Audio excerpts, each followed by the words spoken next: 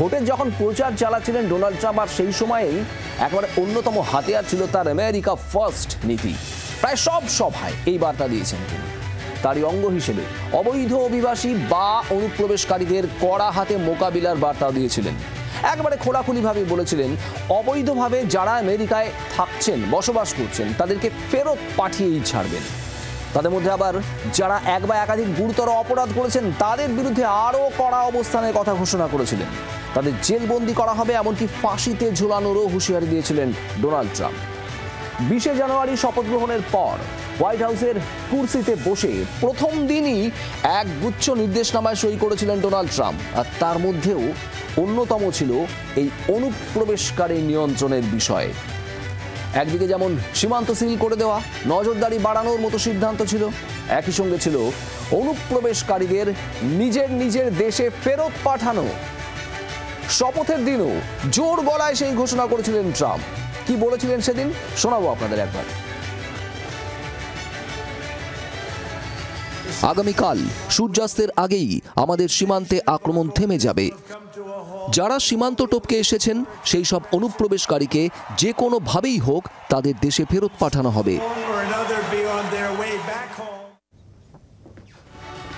যেমন কথা তেমন কাজ।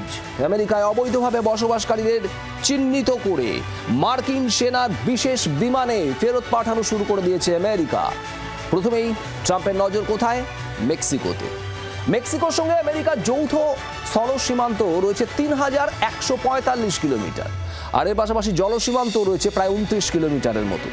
এই সীমান্ত দিয়ে মেক্সিকানদের অনুপ্রবেশ আমেরিকার অন্যতম মাথা ব্যথার কারণ। আর সেই সমস্যা মেটাতে প্রথমেই মেক্সিকো সীমান্ত সিল করে দেওয়া, আর পাশাপাশি নজরদারি বাড়ানোর সিদ্ধান্ত নেন ট্রাম্প। আর তারপর মেক্সিকানদের দেশে ফেরত পাঠাতে বিমানে করে নিয়ে যায় মার্কিন সেনা। কিন্তু মেক্সিকো সরকার তো ফেরত নিতে অস্বীকার করে, কিছুটা বিপাকে পড়েন ট্রাম্প। সে নিয়ে এখনো আলোচনা চলছে, কিন্তু হোয়াইট হাউসের একেবারে স্পষ্ট নীতি, অনুপ্রবেশকারীরা ক্রিমিনাল, অর্থাৎ অপরাধী।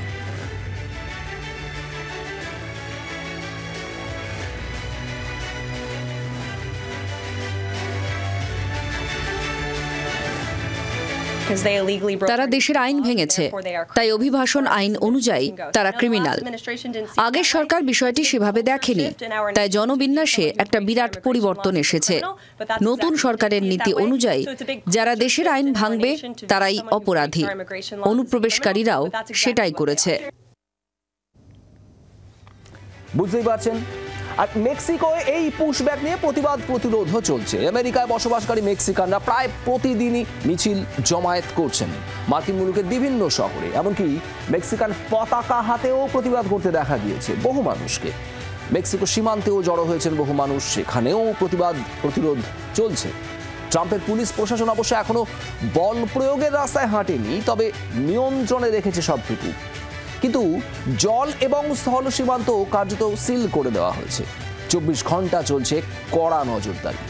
ট্রাম্পের এ বিষয়ে নীতি স্পষ্ট, যারা ইতিমধ্যে অবৈধভাবে বসবাস করছেন আমেরিকায় তাদের ফেরত পাঠাতে পারুন বা না পারুন, নতুন করে আর একজনও যাতে সীমান্ত টপকে ঢুকে পড়তে না পারে সেটা নিশ্চিত এবং নিশ্ছিদ্র করতে চান ডোনাল্ড ট্রাম্প। মেক্সিকো নিয়ে টানাপোড়েন চললেও সমস্যা হয়নি অন্য দেশের ক্ষেত্রে, যেমন কলম্বিয়া। সেখানে 200 জনকে ফেরত পাঠিয়েছে আমেরিকা। প্রথমে তাদের ধরে মার্কিন মুলুকে আটকে রাখা হয়, আটক করা হয়, আর তারপর পাঠিয়ে দেওয়া হয় কলম্বিয়াতে। এখনো পর্যন্ত ট্রাম্প প্রশাসনের এটাই সবচেয়ে বড় ডিপোর্টেশন বা পুশব্যাক। 79 জনকে পাঠানো হয়েছে গুয়াতেমালাতে। দুটি বিশেষ সামরিক বিমানে পাঠিয়ে দেওয়া হয়েছে এই 79 জনকে। দুদেশের কেউই আমেরিকায় অবৈধভাবে থাকা নাগরিকদের দেশে ফেরত নিতে অস্বীকার করেননি, আর তাই কোনো সমস্যা হয়নি এই দুই দেশের ক্ষেত্রে। আর এরপরই ভারতের পালা। ইতিমধ্যেই আমেরিকায় বসবাসকারী অবৈধ ভারতীয়দের ফেরত পাঠাতে শুরু করে দিয়েছে ট্রাম্প প্রশাসন। সূত্রের খবর, 205 জন ভারতীয়কে নিয়ে বিশেষ মার্কিন সেনা বিমান ভারতের উদ্দেশ্যে রওনা হয়ে গিয়েছে। যদিও হোয়াইট হাউস বা ভারতীয় বিদেশ মন্ত্রকের তরফে নিয়ে এখনো কিছু বলা হয়নি। তবে ওই বিমান যে ভারতের উদ্দেশ্যে যাত্রা শুরু করেছে তা নিশ্চিত করেছে একাধিক সূত্র এবং একাধিক মার্কিন সংবাদ মাধ্যম। ওই বিমান দিল্লিতে নামার পর ছবিটা আরো স্পষ্ট হবে। তবে কূটনৈতিক মহল মনে করছে এটা শুরু মাত্র। তার কারণ মার্কিন মুলুকে ইতিমধ্যেই প্রায় 18,000 অবৈধ ভারতীয় চিহ্নিত হয়েছে।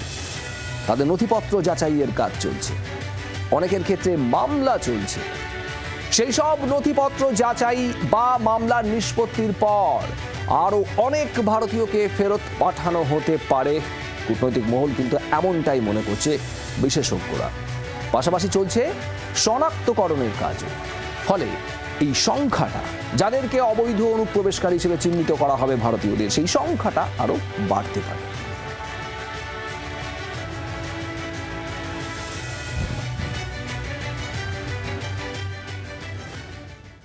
অথচ ডোনাল্ড ট্রাম্পের সঙ্গে প্রধানমন্ত্রী নরেন্দ্র মোদীর ব্যক্তিগত সম্পর্ক ভালো বলেই দাবি করা হয় দুপক্ষের তরফেই।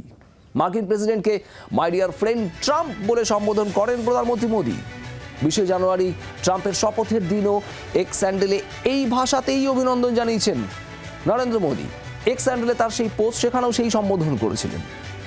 দুদেশের স্বার্থে যৌথভাবে কাজ করা হবে এরকম বার্তাও দিয়েছিলেন নরেন্দ্র মোদী। তার আগে 2019-এর সেই হাউডি মোদি অনুষ্ঠানে গিয়ে আব কি বার ট্রাম্প সরকার বলে এসেছিলেন নরেন্দ্র মোদী। এবারে শপথ গ্রহণ অনুষ্ঠানে হাজির ছিলেন বিদেশমন্ত্রী এস জয়শঙ্কর। তা নিয়ে অবশ্য দেশের সংসদে বিরোধী দলনেতা রাহুল গান্ধী কটাক্ষ ছুড়ে দিয়েছেন। তিনি বলেছেন যে ট্রাম্পের শপথ অনুষ্ঠানে মোদীর আমন্ত্রণপত্র জোগাড় করতেই আমেরিকা সফরে গিয়েছিলেন বিদেশমন্ত্রী। তা নিয়ে দেশের রাজনীতিতে তোলপাড়ও হয়। রাহুলের বিরুদ্ধে স্বাধিকার ভঙ্গের নোটিশ আনার তোড়জোড় চলছে কেন্দ্রের শাসক শিবিরের তরফ থেকে। পাশাপাশি আক্রমণও শুরু করেছে গেরুয়া শিবির।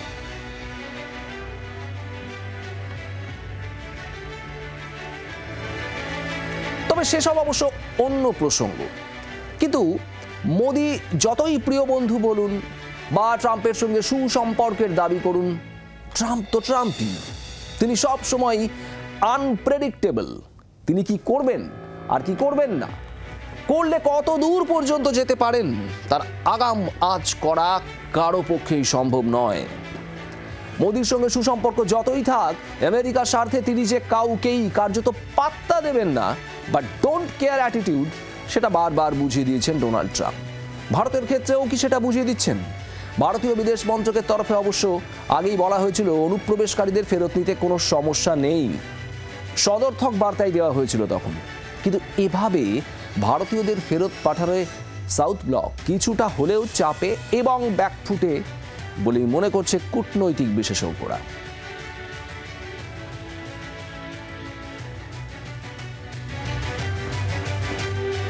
এরই মধ্যে অবশ্য একটা খবরে কিছুটা আশার আলো দেখা যাচ্ছে।